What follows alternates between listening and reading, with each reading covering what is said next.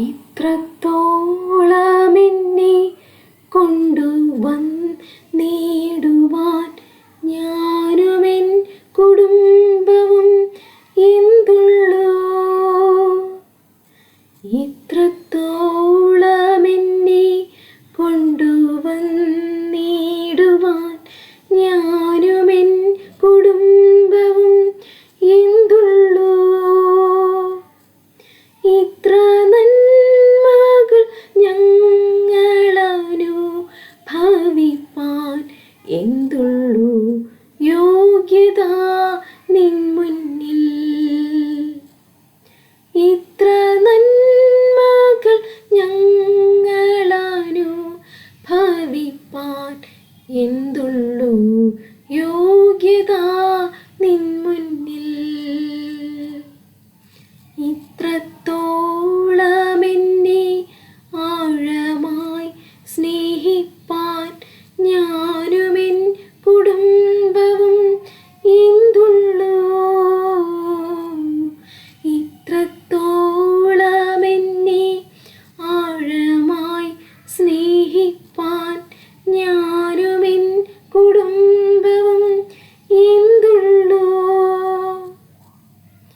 ഇത്ര ശ്രേഷ്ഠമായതെല്ലാം തന്നിടുവാൻ എന്തുള്ളൂ യോഗ്യത നിൻ മുന്നിൽ. ഇത്ര ശ്രേഷ്ഠമായതെല്ലാം തന്നിടുവാൻ എന്തുള്ളൂ യോഗ്യത നിൻ മുന്നിൽ. ഇത്രത്തോളം എൻ്റെ ഭാവിയെ കരുതാൻ ഞാനുമെൻ കുടുംബവും എന്തുള്ളൂ. ഇത്രത്തോളം എൻ്റെ ഭാവിയെ കരുതാൻ ഞാനുമെൻ കുടുംബവും എന്തുള്ളൂ. ഇത്രത്തോളം എന്നെ അത്ഭുതമാക്കുവാൻ എന്തുള്ളൂ യോഗ്യത നിൻ മുൻപിൽ. ഇത്രത്തോളം എന്നെ അത്ഭുതമാക്കുവാൻ എന്തുള്ളൂ യോഗ്യത നിൻ മുൻപിൽ. ഇത്രത്തോളം എന്നെ ധന്യനായി തീർക്കുവാൻ ഞാനുമെൻ കുടുംബവും എന്തുള്ളൂ. ഇത്രത്തോളം എന്നെ ധന്യനായി തീർക്കുവാൻ ഞാനുമെൻ കുടുംബവും എന്തുള്ളൂ.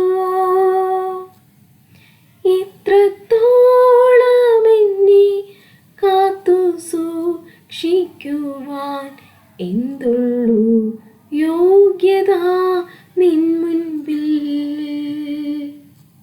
ഇത്രത്തോളം എന്നെ കാത്തു സൂക്ഷിക്കുവാൻ എന്തുള്ളൂ യോഗ്യത നിൻ മുൻപിൽ.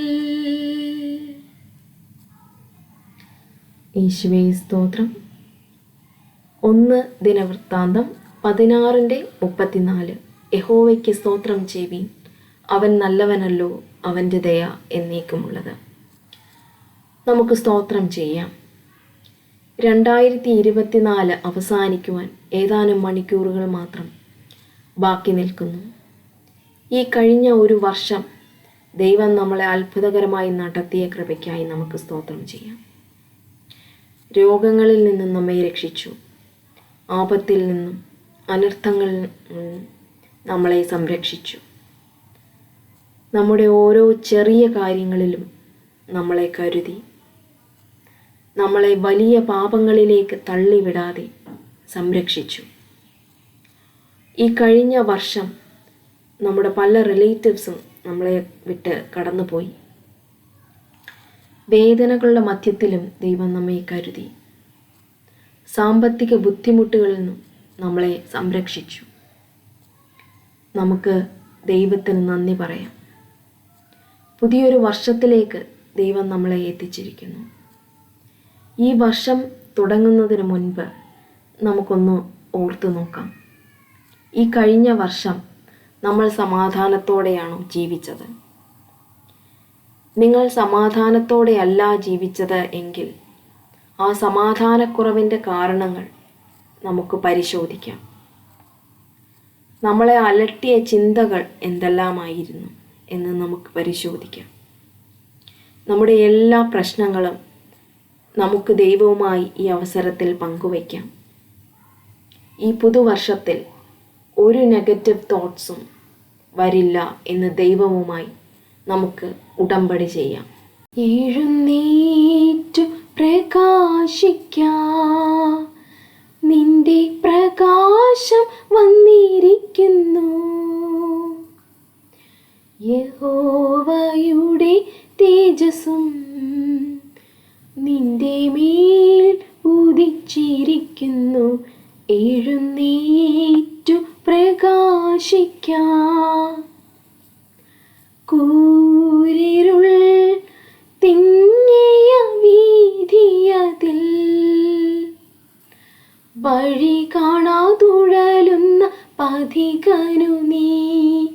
കൂരിരുൾ തിങ്ങിയ വീഥിയതിൽ വഴി കാണാതുഴലുന്ന പഥികനു നീ. വഴി കാട്ടും ദീപമായി എരിഞ്ഞിടുക, പ്രകാശ ഗോപുരമായി നിന്നിടുക. എഴുന്നേറ്റു പ്രകാശിക്കാം, നിന്റെ പ്രകാശം വന്നിരിക്കുന്നു. യഹോവയുടെ തേജസ്സും നിന്റെ മേൽ ഉദിച്ചിരിക്കുന്നു. എഴുന്നേറ്റു പ്രകാശിക്കാം. മർക്കോസ് 11:25.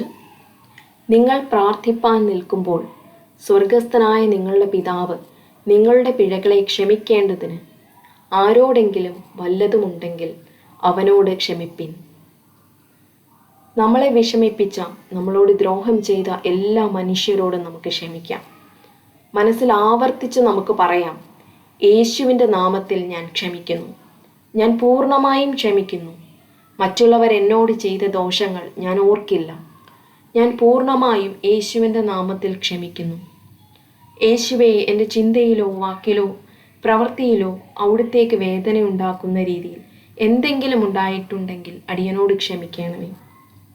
ഈ ലോകത്തിന് വേണ്ടി നമുക്ക് പ്രാർത്ഥിക്കാം. ഇനിയൊരു ലോകമഹായുദ്ധം വരല്ലേ എന്ന് നമുക്ക് ആത്മാർത്ഥമായിട്ട് പ്രാർത്ഥിക്കാം.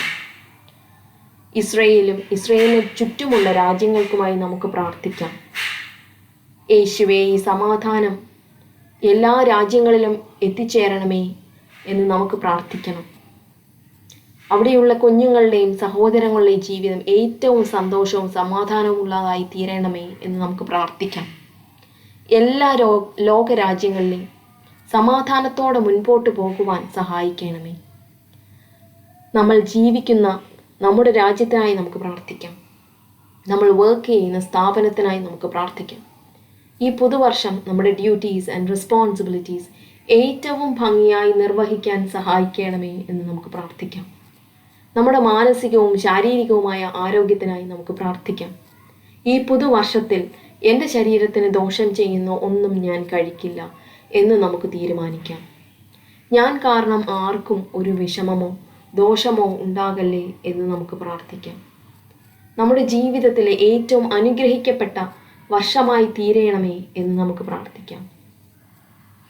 ഈ ഓർത്ത വിഷയങ്ങളെക്കുറിച്ച് നമുക്ക് ചുരുക്കമായി പ്രാർത്ഥിക്കാം. ദൈവമേ, സ്തോത്രം. അടിയുള്ള ജീവിതത്തിൽ ഒരു പുതുവർഷം തന്ന കൃപയ്ക്കായി സ്തോത്രം ചെയ്യുന്നു. അവിടുന്ന് കഴിഞ്ഞ ഒരു വർഷക്കാലം അതിശ്രേഷ്ഠമായ അടിയങ്ങളെ നടത്തിയ കൃപയ്ക്കായി സ്തോത്രം ചെയ്യുന്നു. അടിയങ്ങൾ ചെയ്തു പോയ കുറ്റങ്ങളെല്ലാം ക്ഷമിക്കണമേ. ഈ ലോകത്തുള്ള എല്ലാ രാജ്യങ്ങളെയും അനുഗ്രഹിക്കണമേ. ഈ പുതുവർഷം എല്ലാവർക്കും സന്തോഷവും സമാധാനവുമുള്ള വർഷമായി തീർക്കണമേ. അടിയങ്ങളുടെ കുടുംബങ്ങളെ അനുഗ്രഹിക്കണമേ. അടിയങ്ങളുടെ മാനസികവും ശാരീരികവുമായ ആരോഗ്യത്തെ സംരക്ഷിക്കുവാൻ സഹായിക്കണമേ. ഈ പുതുവർഷം എല്ലാവർക്കും നന്മയ്ക്കായി ഭവിക്കണമെന്ന് യേശുവിൻ്റെ നാമത്തിൽ കൃപയോടെ യാചിക്കുന്നു. ഉത്തരമറിയണമേ. ആമേൻ.